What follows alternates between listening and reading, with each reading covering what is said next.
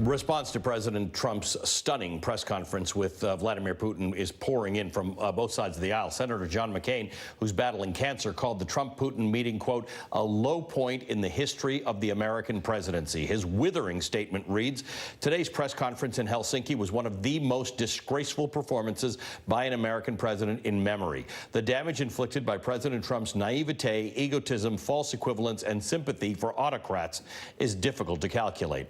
The senator went on to say, quote, but these were not the errant tweets of a novice politician. These were the deliberate choices of a president who seems determined to realize his delusions of a warm relationship with Putin's regime without any regard for the true nature of his rule, his violent disregard for the sovereignty of his neighbors, his complicity in the slaughter of the Syrian people, his violation of international treaties, and his assault on democratic institutions throughout the world, end quote. Here's some of what lawmakers are saying on the Hill. I just felt like the president should have been more forceful in talking about those grievances.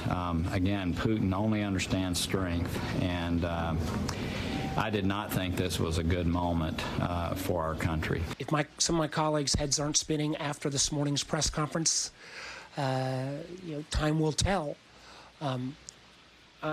I think we saw the votes last week with that concern, but in light of some of the president's comments today, I think there are times in the Senate when people will have to stand up and say which side you're on. And I think those are one of those times. This is one of those times. I think that it is disgusting, disgraceful, un-American behavior. We might as well just stay home if we're going to let this president continue to do this. Don't come back to Congress if you're not going to stand up for America, because the president had an opportunity to defend America today, and he didn't. And so now America's elected representatives better.